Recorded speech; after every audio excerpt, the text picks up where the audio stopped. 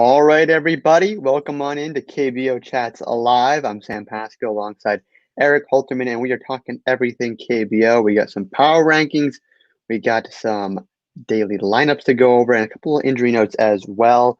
Coming down the stretch run here, Eric. Teams are very close, very competitive race, one of the most competitive races we've seen in the KBO for the past couple of years, according to Twitter, that is. What do you think? Yeah, it's super exciting. I mean, we've got 6 teams separated by 5.5 games with 5 weeks to play. Just for the top spot, 5 of those 6 are going to make it in, assuming we don't get a run from any of the bottom few teams. So it's going to be definitely quite a ton of meaningful games over these last few weeks. It's a bit weird that this particular slate, we only have one matchup between those two, between 2 of those top 6 teams. But we're going to have quite a few over the next few weeks, I'm sure. Well, I don't want to give it away, but that is a pretty good matchup there, that top 5 team matchup there. In terms of comments, we are an interactive show. We already get some good evenings here. We're talking everything KBO best picks. But before we do, we're going to give you kind of a little overview where these teams stand right now, because we're weeks in, we're months in now, coming down the stretch run, and we got to get the power ranking, see where everyone stacks up. So scrolling down here on rotowire.com, number 1 is the Kiwoom Heroes. Pretty impressive. They jumped from number 3 last week all the way up to number 1 in these power rankings, and now they have a super easy schedule ahead of them for this week.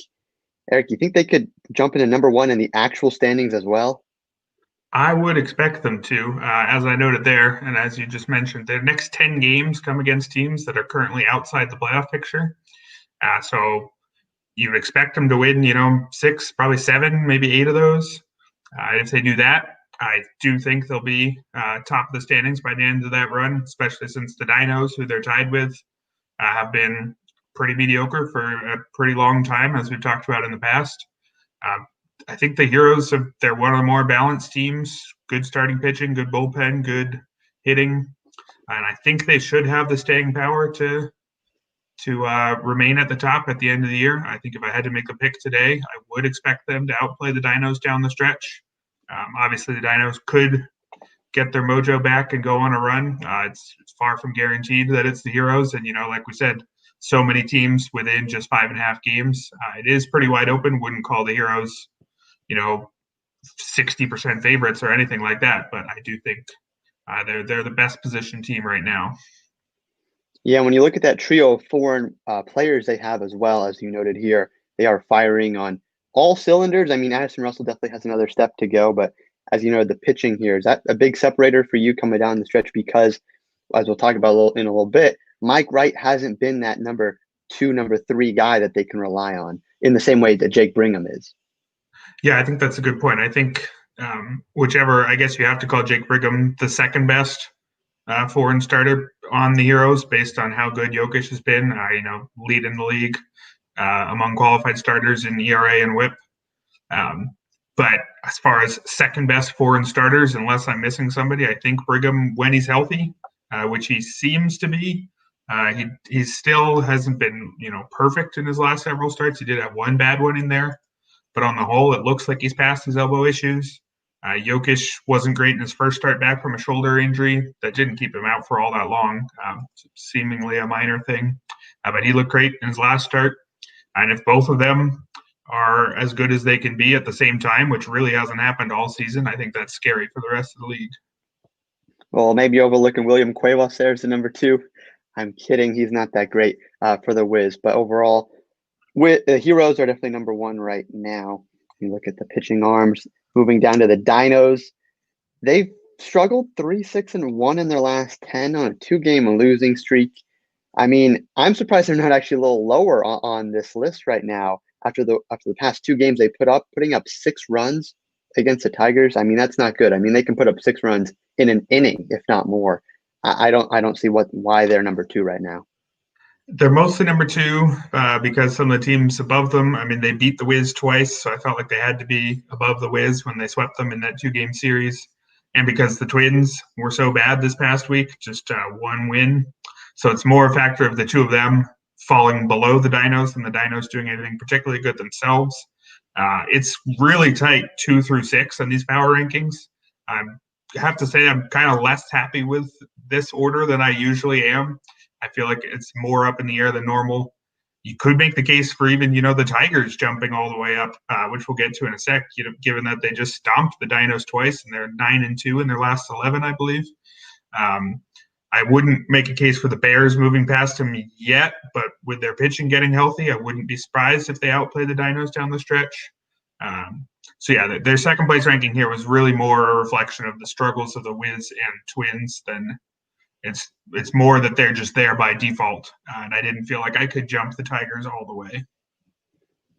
That's fair. We got the KT Wiz, like you said, who did indeed lose to the Dinos there. So it makes sense for them not to then be higher than them. But overall, I mean, they're fifth in the standings, but you have them pretty high at number 3. They are on a 2-game winning streak, but I don't know how much you value that because it was against the Eagles. Are the Wiz making that next step to really be a competitive number 3 team? Or are they still kind of that bubble 5th team in your eyes? I think for me, they made that step, a month or two ago. It's really been a couple months where they've been, outperforming almost every team in the league. They were bad early in the year. Trying to check out just how poor their record was, but they were like 8 games under at one point early in the season, in like mid-June or so. And since then, they've really been on a tear. I mean, they're 12 games over now. So 20 games over 500 in the last 3-ish months. So that's what has the number 3 for me.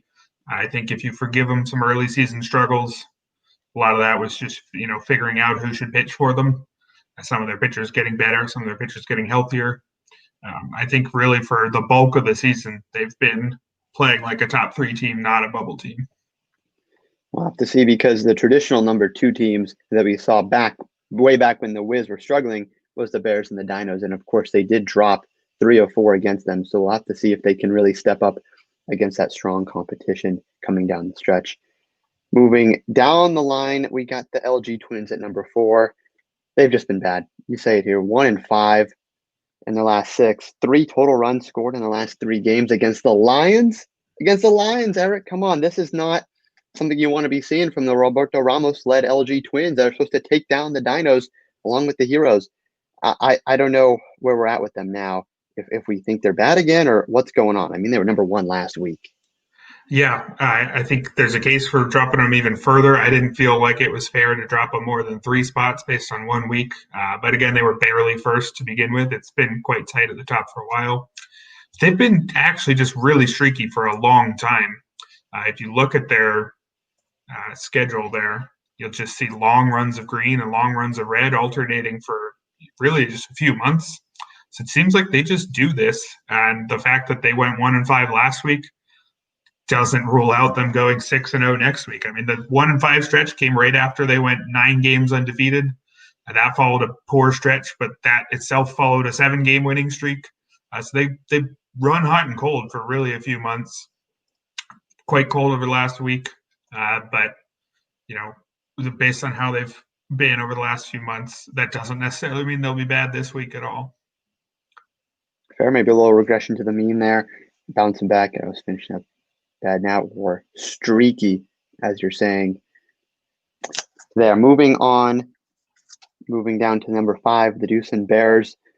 I mean, I would think they should be a little higher. They had a tie in their last game, just a 2-0 loss to the Heroes of all teams, and then a win against Kia. I mean, that seems like a pretty good little 3-game stretch there for them maybe to be a little higher, especially a little over the Twins who are right above them and that, abysmal week they had. Yeah, again, that's more just to the fact that I didn't feel like I could really drop the Twins 4 spots for just 1 bad week. But I would be totally unsurprised if come next week the Bears are higher. They have pitching again. At least they should. I mean, they've always had Alcantara, but Chris Flexen, back from a broken foot, didn't do a ton in his first start, but I think we should expect him to be good down the stretch. Wanjun Cha is not super exciting, but he's a legitimate KBO starter. That's something they lacked at the back of the rotation for a while. Duck Chu Ham had 1 really good start and 1 mediocre one, but given his talent as a reliever, as a closer even, I think he should be something down the stretch. And they've moved all the way up to 7th in runs allowed. They were 8th for most of the year. But if they can keep keep improving their pitching, which I think they should, given the way their rotation looks now compared to just a couple months ago.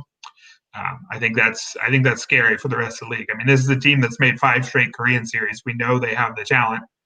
Just that really just bad pitching has kept them mediocre for most of the year. But if they can pitch and they still have that Jose Fernandez, Jaiolo, Jaewon Kim core in the lineup, I think they can beat anybody. Yeah, we were talking about them all season long being one of the deepest lineups in the KBO. And now this issue of pitching seems to be fixed. I mean, that's why I would think you would explain their struggles, but now hopefully finding that footing. Is that really the biggest difference maker? Is there anything in terms of them playing above their talent level, their defense or bullpen? Or is it just really just the pitching staff in general is the big thing you point to as being the difference maker between them being maybe out of the playoffs and them being the number 2 seed? Yeah, it really is just the back of that rotation was just quite bad. I mean, Hee-Kwan Yu, I believe he's still in the rotation, but he's got an ERA of 5.15. Young Ha Lee, they just moved to the bullpen. I think his ERA has improved since then, but his ERA is 5.21. Both of those guys have whips over 170. And when they get to the playoffs, if neither of those guys need to pitch, I think that improves by a whole lot. One of the biggest things that happens in the playoffs, if you don't have to pitch your 5th starter, just look at whoever has the worst 5th starter, and you got to move their odds up a bit because suddenly that's 1 out of every 5 games they have a significantly better arm going. And so I think it's two quite bad guys that they don't have to turn to anymore is going to be a big help for them. And even when they were rotating through guys, I mean, you look, there's 3 guys on their team who have made 5 starts, who have ERAs of 5.40, 6.62, and 8.59 respectively. They were just not getting anything from the guys they were rotating through the back of the rotation. But I think they finally might be finding a setup that works. Yeah, I know it here. Now they're good, and Barry likes them as well. And that's going to be crucial for them, like you said. No, you're not too excited about Wonju Choi, but he's definitely another guy that could be maybe that number 3, number 4 guy for them. Continuing down the power rankings, the Kia Tigers, team that's remaining at number 6 despite a pretty solid week, including them sweeping the Dinos. I mean, that's got to be worth something, Eric. I mean, I am surprised that they're not in the top 5 in the power ranking playoff mix. If the power rankings was the playoffs, they wouldn't be in there despite their impressive 2-game stretch against the Dinos. Yeah, and again, it's really all the month of September, even dating back to the last game in August. They're 9-2. Really felt like I wanted to move them up. I just wasn't sure exactly which team to move below them. I would be surprised if they're still in 6th if they keep that run going, and I would really think they're going to keep the run going. Their games this week are against the Wyverns, Lions, and Eagles, so a real chance that they're in the playoffs by the end of the week. They've been hitting and pitching over those last 11 games too. I believe they're scoring something like 5.8 runs per game, which would be good for 2nd in the league if they've been doing that all year. And they're pitching pretty well too. And only one of those last 11 games have they allowed more than 5 runs. So if the hitting stays, which I'm not sure it will, given that it's been pretty bad all year, but if it stays, they're definitely a legitimate playoff team and not just a bubble team. Again, they're 6th here because they're pretty far behind. Well, not far behind, but they were not in the same tier as the top 5. I would say they're now back to being in that same tier. And again, from 2 through 6, could have gone in a lot of different directions. They're 6, but they're not far behind 2 at all. That's good to hear. At least it's not a bad 6. It's a soft 6 there. In terms of starting pitching, we talked about the Bears, that being a crucial aspect to their game and their success. The Tigers have largely been banking on that. And Aaron Brooks had maybe a little rough stretch in there, a little questionable. I actually saw him, was it 2 nights ago, one of the earlier KBO starts, Jessica Mendoza talking about him. And he didn't look great, but on paper, that was a pretty good start against the Dinos, only 2 runs in about 6 innings. Is he someone that you look as a solid number 1? Maybe they don't have that Brigham number 2, but is he someone that, you don't want to be facing, come, game 7? Yeah, absolutely. I think he's probably in the top 5 KBO pitchers right now. Back in the top 5, I'd have to think through exactly how I'd rank everybody, but he's got a ERA of 2.62 and a whip of 1.05. He strikes out well more than league average and walks about half as many as the league average. He's done just about everything right. had that little rough patch in late August, maybe linked to back issues. He's given up a total of 3 earned runs in his last 3 starts. I think he's right up there with the best. Drew Gagnon's looking a bit better too. Xianzheng Yang, I think, was shaky in his last outing, but has been quite good for a run of 8 to 10 starts or so. So that top 3, I think, can compete with anybody's top 3 if Gagnon's back to what he should be and if Yang stays hot. Yeah, so moving down the power rankings, the Lotte Giants sit there. They're statistically, when we look at the standings, still in the playoff hunt. It doesn't really feel like they really should be, though. But you do have Adrian Sampson as a DFS name to know. Kind of unusual to see him outside the, maybe he's getting better situation, that type of context. Is he now a number 2 guy that they can rely on outside of Dan Straley? It's still pretty bad strikeout rate, just 14 strikeouts in 25.2 innings over his last 4 starts, as you're showing there.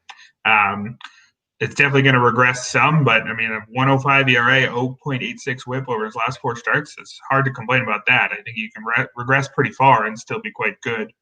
I wouldn't say he's definitely a solid number 2 yet, given how bad he was for most of the year. But there's at least something there. I mean, maybe this is just like Chad Bell's run of decent starts a few weeks ago, where, maybe we don't trust it and he falls right back pretty soon, but it's nice to see at least something from him.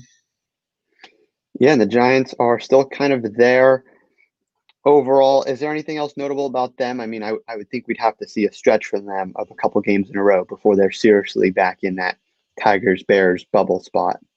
Yeah, what is it? 5 games back with 5 weeks to play. That's manageable.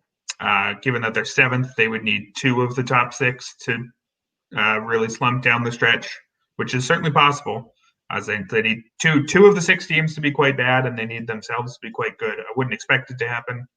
Can't rule them out. They'll need more from Dan Straley, though. He's had a bit of a bad run. He's got a 7.36 ERA in his last 4 starts after seemingly being way too good for the league for most of the year. So that's definitely a worry. I don't think there's any way they make a run unless he returns to form. And I think even if he does, it's pretty unlikely. So getting even worse now, we're in the official out of contention spots here, unless something crazy happens, which is possible. It's the KBO, but very unlikely. Number 8 is the Samsung Lions. And hey, Daniel Palka Power may be getting his stride here in the KBO. We were a little rough on him, maybe to begin, adjusting to a new league, new country during a pandemic. Like you noted here, he's rebounded pretty well. Last 10 is either main bright spot and maybe looking like he's going to get that foreign batter spot for 2021. I think he certainly has the talent to be right up there with at least an average foreign hitter in the KBO. I think if he keeps this up down the stretch and wants to stay, I think he'll stay. They've got something. They've got him and Jawook Koo. Not bad in the heart of the order. Just not enough up and down in the lineup or rotation. I do like the fact that I noted here that so far in September, they have beaten they've won every game against the team that's currently in the playoffs and lost every game, or I believe there's one tie in there. But they've, beaten every playoff team and lost to every non-playoff team so far in September. Don't think there's anything to that, but it's nice and weird. So thought it was worth pointing out. That is very weird. Lions winning against all the wrong teams, and it's just all backwards with the Lions there. But moving even further down, I only got a couple notes here on these because I want to talk about real playoff teams and get to the matchups. But Wyverns, I gotta say, aren't they the hottest team in the KBO right now, 4 in a row? I mean, they're still, number 9 in the power rankings, but that's got to be worth something. Yeah, if they played the Eagles and Giants the rest of the way, they might be 500-ish. So that could be a plan if they can somehow adjust the schedule down the stretch. But yeah, not a lot to say about either team, but there's at least something there. The most important thing I think there is that they suddenly learned how to pitch over that 4-game winning streak. Just 6 total runs allowed.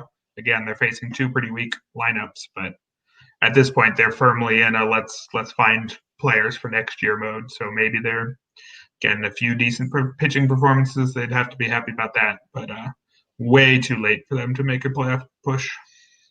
Yes, I mean it's a lot of green right here, a little 4 game winning streak, but there was a lot of losses there, 11 in a row. So definitely nothing to be too excited about for them, seriously.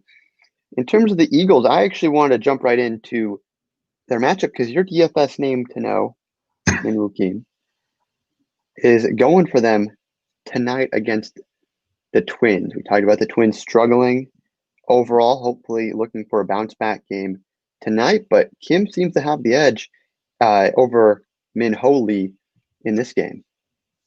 Yeah, Kim was actually one of my 3 picks on my daily cheat sheet today is the budget option.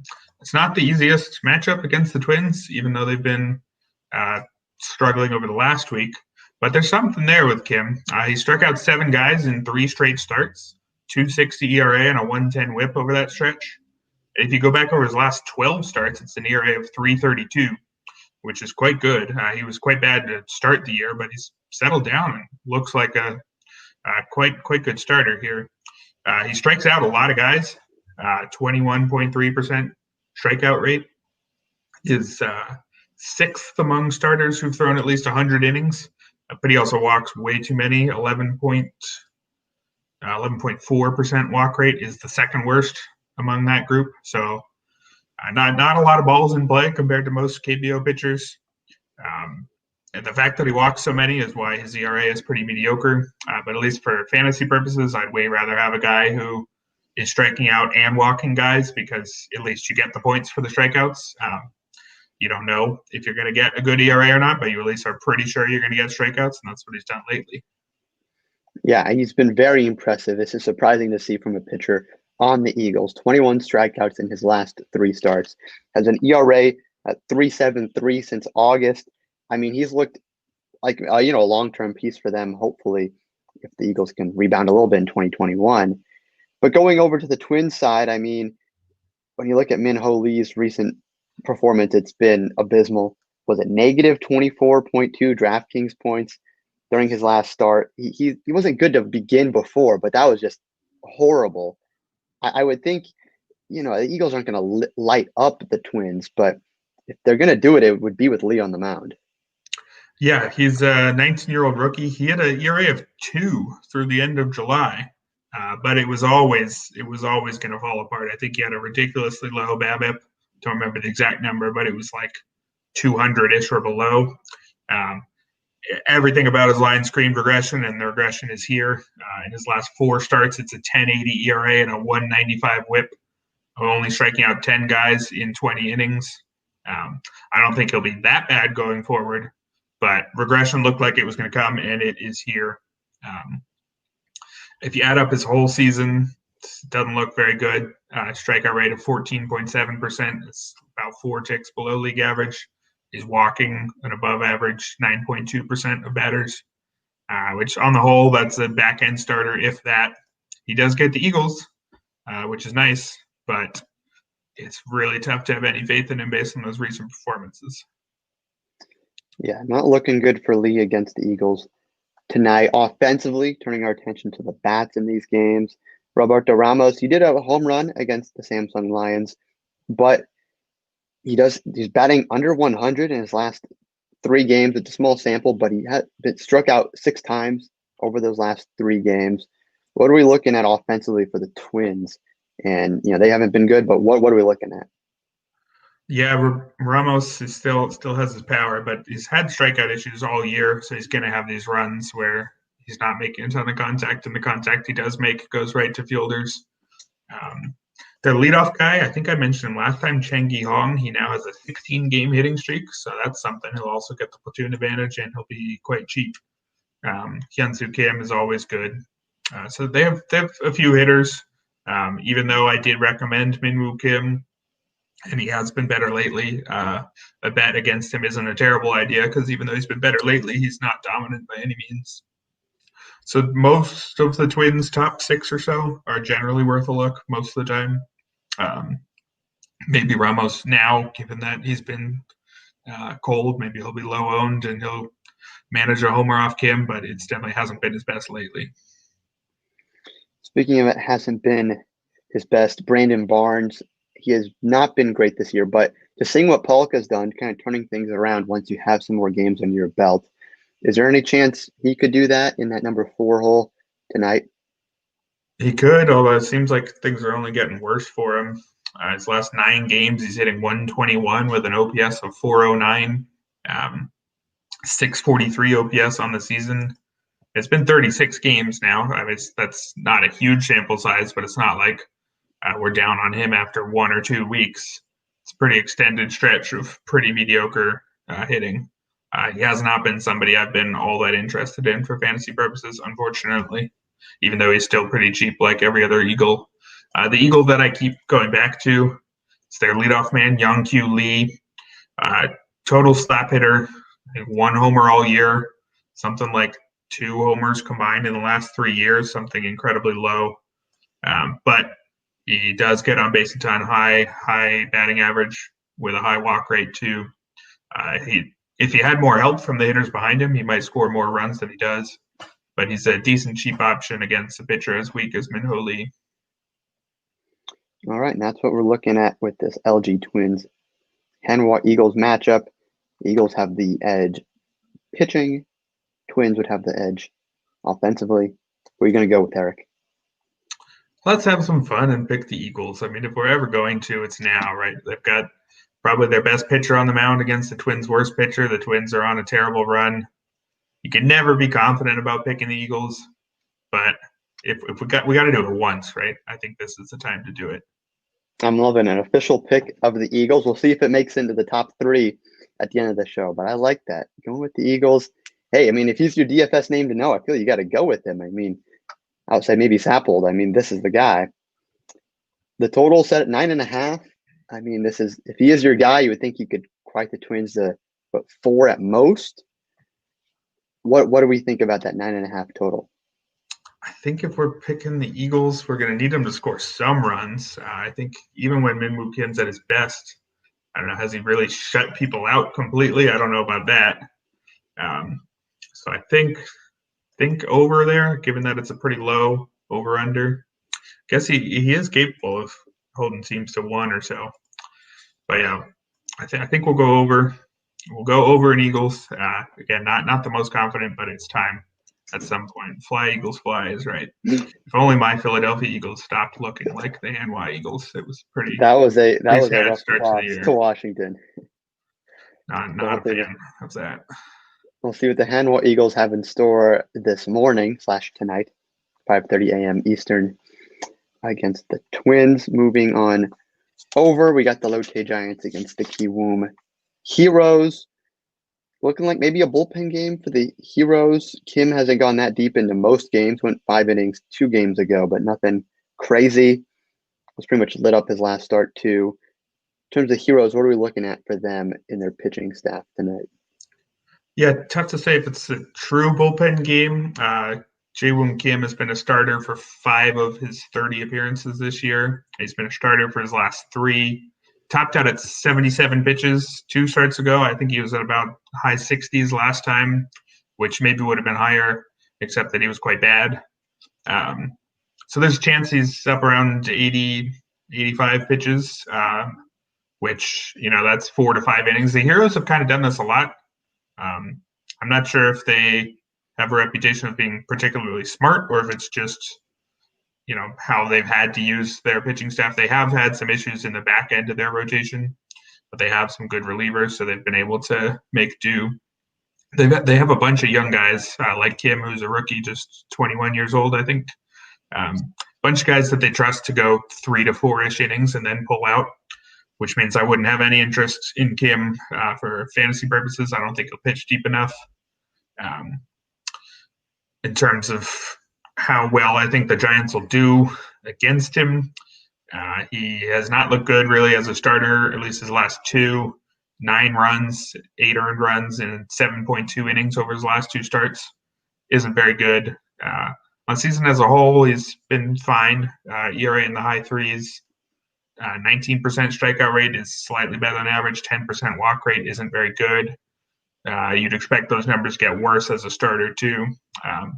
So I doubt he pitches like much better than a back end starter, and that's more or less what he's looked like as a starter. his last couple. In case you're just tuning in, this is KBO Chats Live. We're taking comments. Josh, welcome back in. It is a very interesting playoff race led by the Kiwoom Heroes, who we're talking about right now, looking for that consensus number one spot in both the power rankings and the actual standings. So we'll see what they can do tonight. Who they're facing, No, has been okay, but his last start, he shut down the Dinos over 5 innings, allowed just 1 run via solo home run, 2 hits, 5 strikeouts. Could the Heroes have a little trouble tonight against No? Maybe. That was a weirdly effective start for him last time out. Although I actually recommended the Heroes stack. There's not a ton of really bad pitchers. Well, I would have recommended an Eagle stack if there were more than 3/4 of one Eagle that I trusted at the plate. So I ruled them out, even though I am picking them here. But I think No is not much. He's a 36-year-old veteran who was not pitching in the KBO at all last year. He was pitching in Australia. He's looked like he does still belong in the league, but not as anything more than a back-end starter. ERA in the high 4s is passable, but not anything you get excited about at all. And though he was good in his last start, he was quite bad in his last 12 runs on 18 hits over 10 innings. So it's not as if he's on a run of good form or anything like that. And on the season overall, the one thing he does well is not walk guys, a walk rate of just 5.7%. But he needs to not walk guys because he allows a ton of contact, strikeout rate of just 13.5%.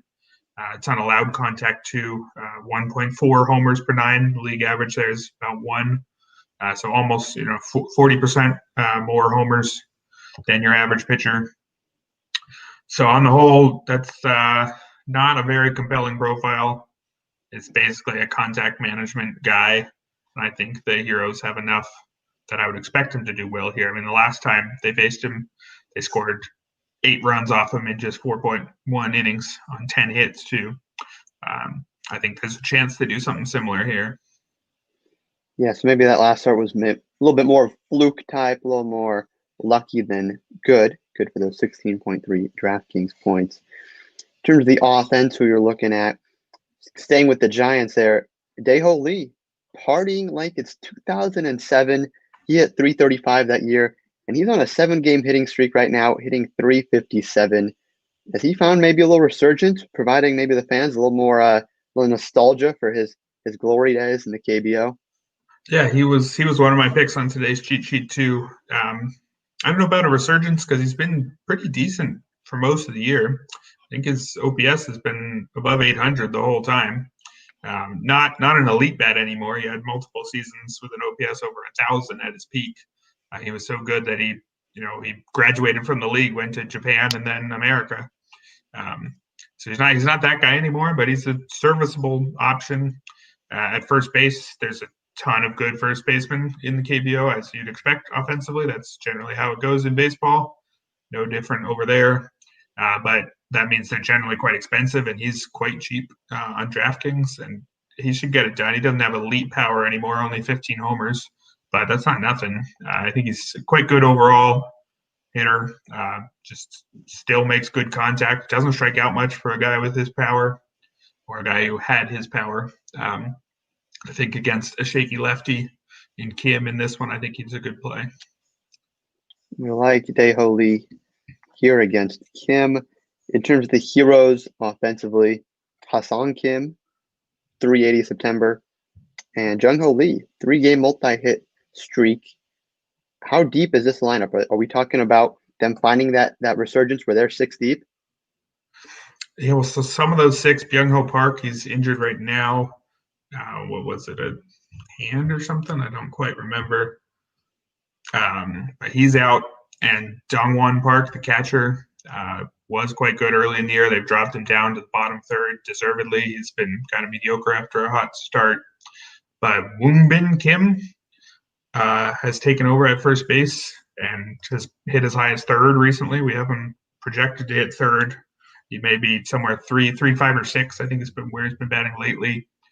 Hadn't really done anything prior to this year. He's a 24-year-old, was a bench piece at best. Didn't I don't think he started the season on the active roster. Then he missed a bunch of time with an injury. But when he's been in, he's been quite good this year. He's been particularly good lately. So if I don't know if he's emerging as something or is just hot right now. But his last 14 games, he's hitting 378, 481, 711. Decent, cheaper play there. So that's something. What they really need is the top bats to all be hot at the same time. It seems like they haven't had them all hot together for quite a while.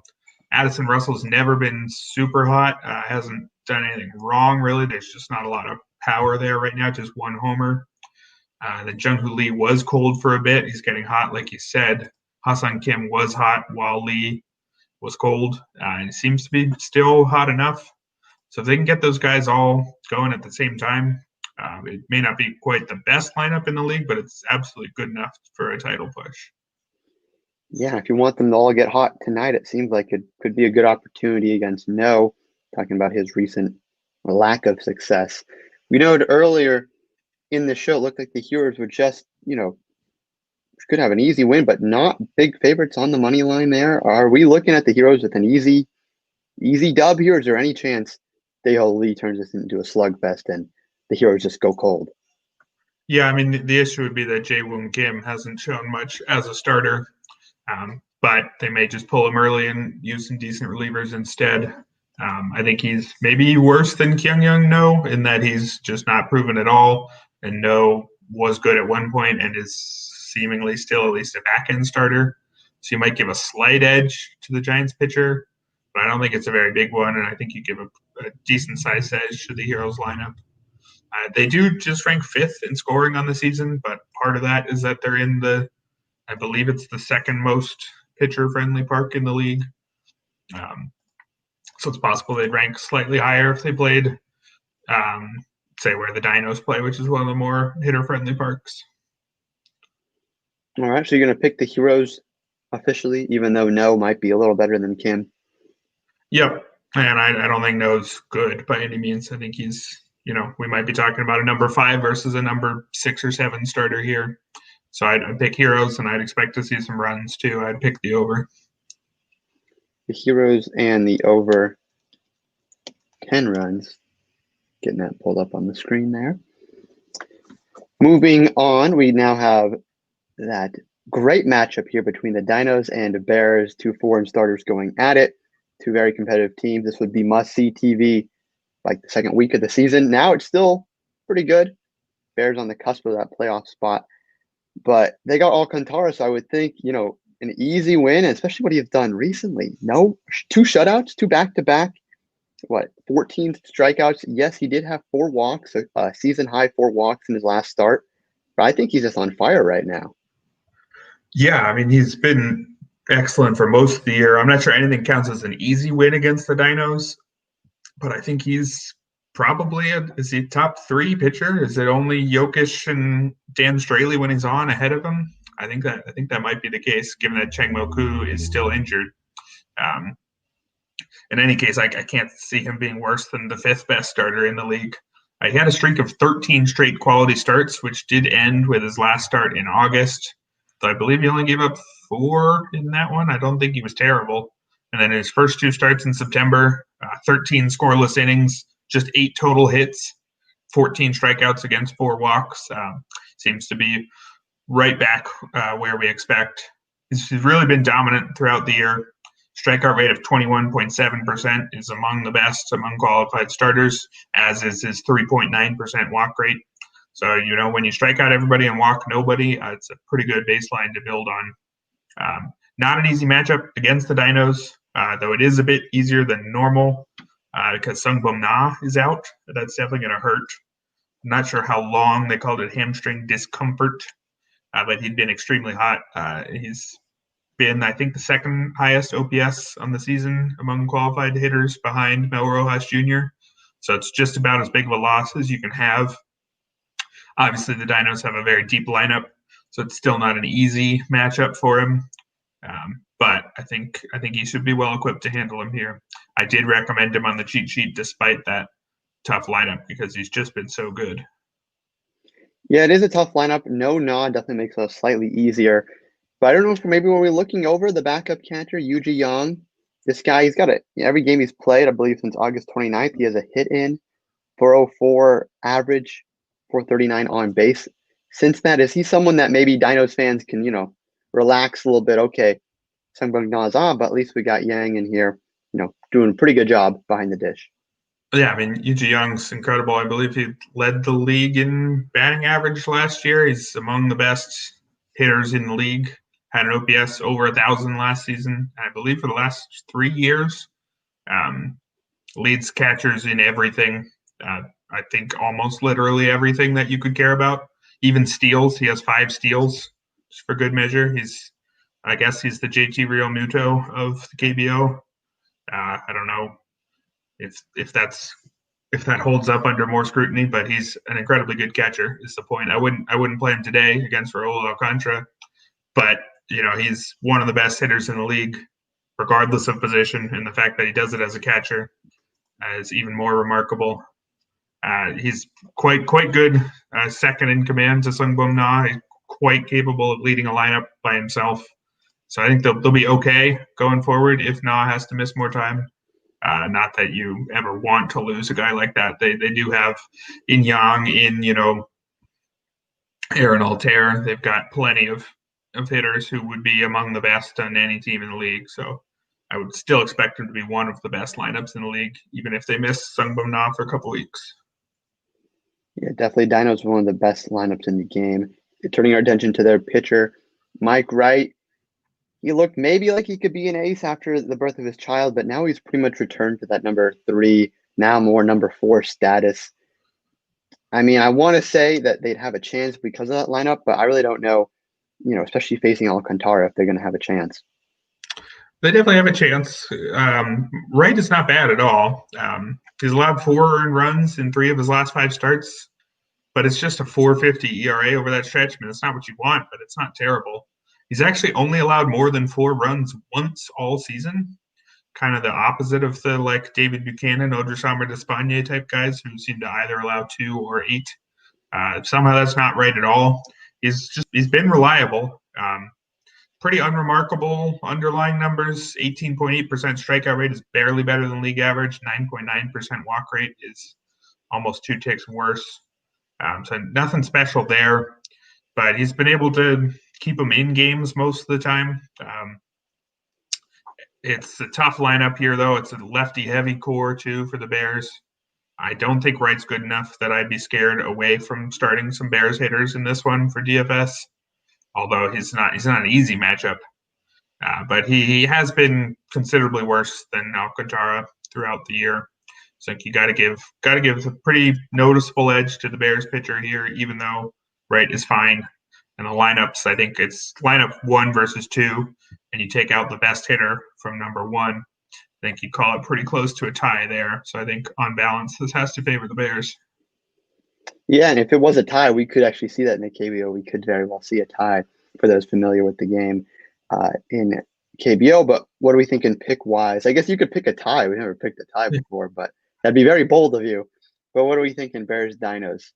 I'll pick Bears. Mostly on Alcantara, but they can hit off anybody. I think they can hit off Wright.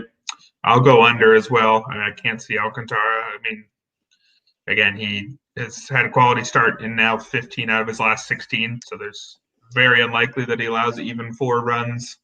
And as we said, Mike Wright doesn't allow more than 4 either. Maybe the Bears break it open late against the Dinos bullpen, but I wouldn't be surprised if we see a 4-1, 4-2 kind of game here.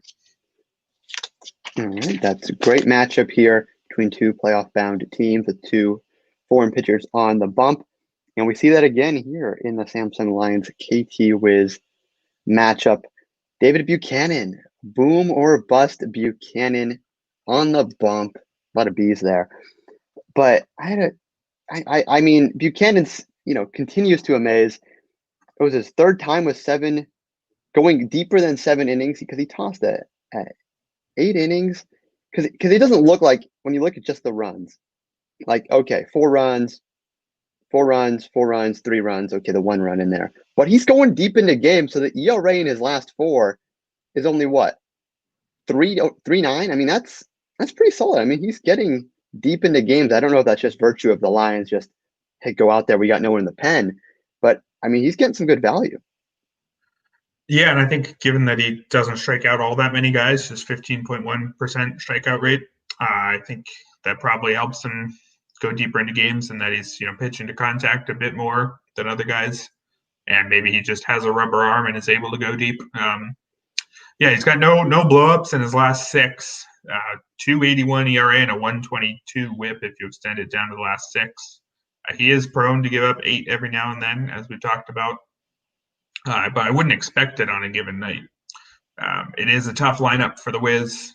Mel Rojas Jr. was slumping for the back half of August, but he's fully back in form in September. I did actually recommend him on the cheat sheet today. Even though I think Buchanan is pretty good, I think Rojas can hit on anybody.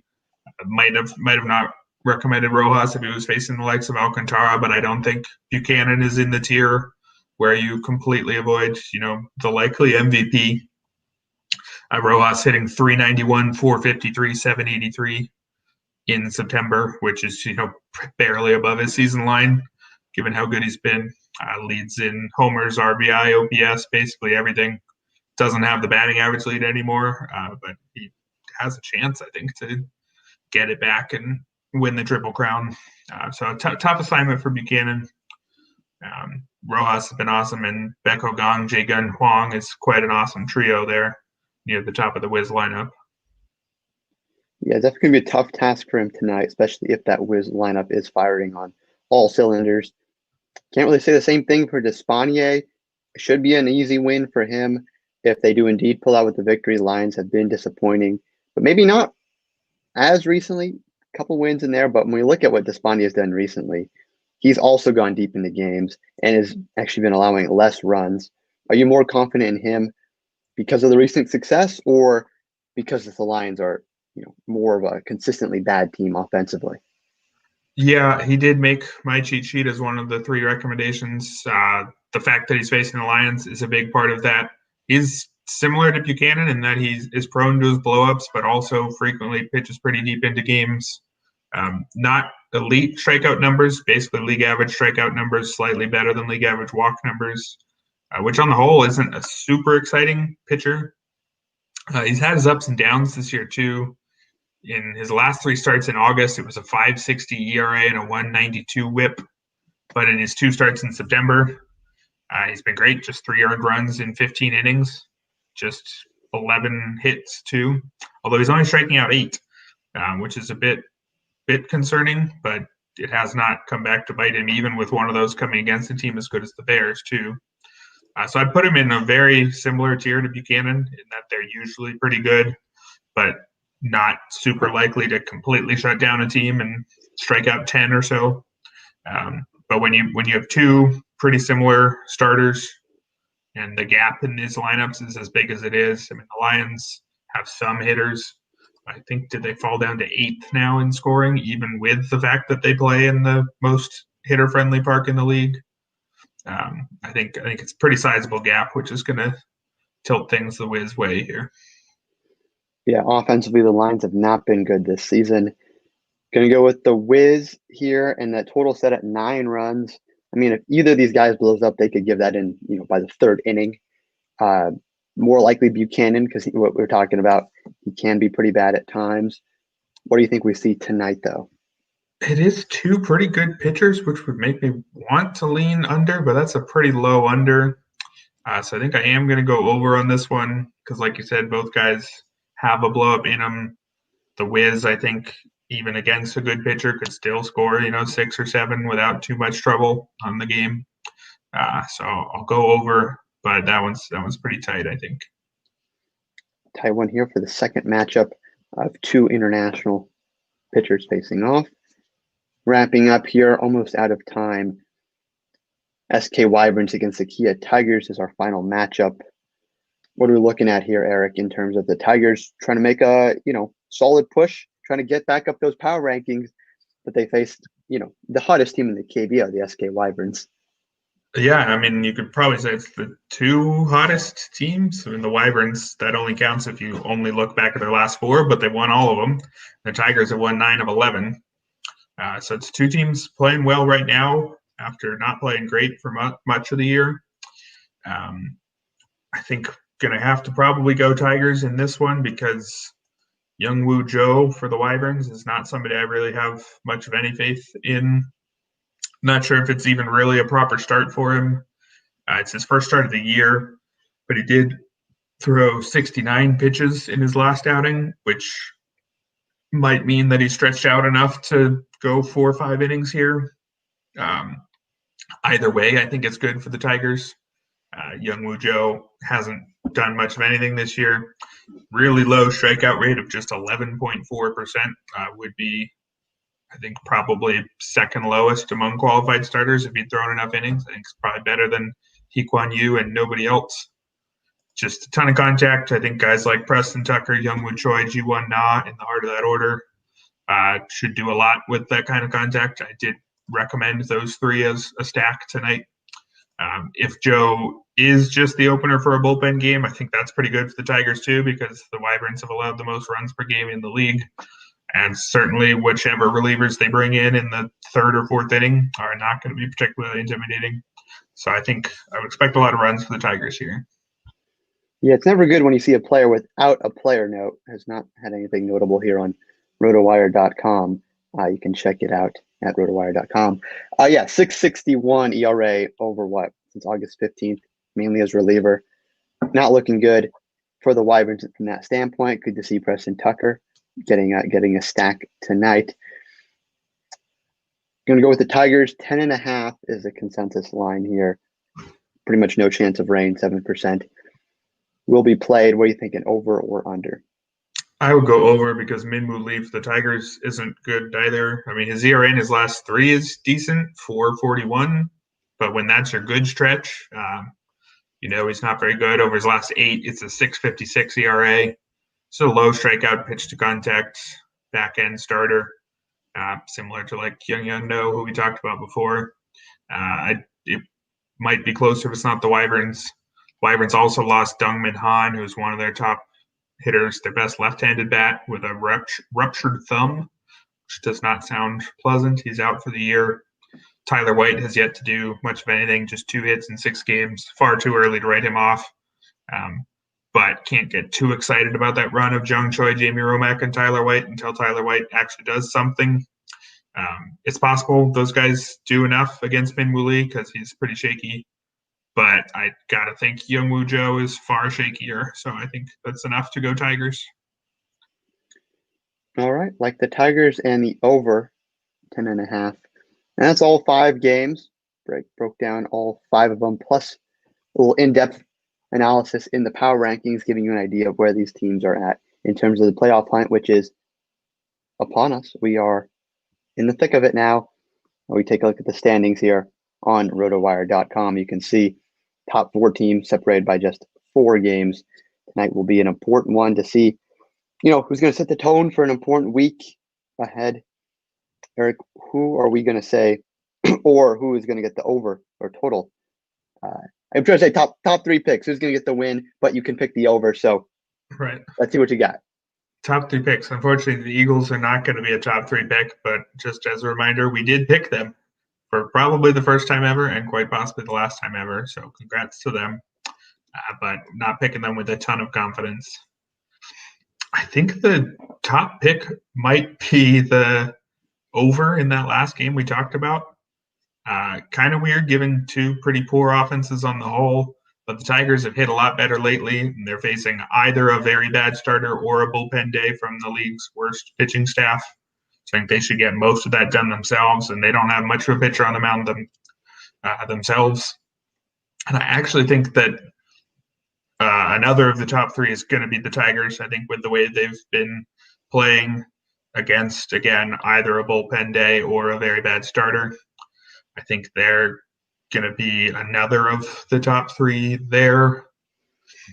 As for the third one, I think I'm going to go Heroes. I wish that they had a better pitcher for it.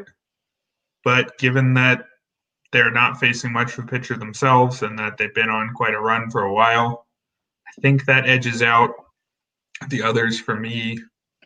I think with Lions Wiz, the pitchers are too close for me to be super confident and call that a top 3-1, though I can see that. Dinos Bears, I mean, Raul Contra's so good, but Mike Wright is also pretty good, that I don't think I can call that one top 3. So I think the Heroes are going to edge out those for me. Yeah, I like that. Dinos Bears and the Lions Wiz matchup very close. I think the Eagles, I mean, we'll see what happens if we wake up seeing they got another +1 in the win column, something they do not have very often or very many of. But yeah, Tigers and the over 10.5, and the Heroes banking on some Ha-Seong Kim action at third base in that number 2 spot. So what we're looking at, top, there we go. I can comment that. There we go. Now it's showing up. We did pick the Eagles. I want to let everyone know that. But those are the top 3 picks. Barry, pick and do something. A little surprising. Three totally different ones. I mean, I don't disagree with the picks, but I think like I said, there's Mike Wright's good enough that I'm not super confident in the Bears, but I would side with the Bears. KT Wiz, I would also side with, but you never know what you're going to get from Motorsheimer Despaigne or David Buchanan. And the over in Twins Eagles, that doesn't seem bad either, given that it's pretty low over. So I like all those 3. They might be picks 4 through 6 or something. Yeah, solid. Relying on Brandon Barnes is always a little risky there in that Eagles game, but we'll see. They got maybe some other guys, but that's pretty much it. That's KBO Chats Live. Sam Pasco alongside Eric Halterman wrapping up. Replay of the show is on YouTube and Periscope. That's all we got. Thanks for tuning in, guys. Yeah, thanks for coming, everybody.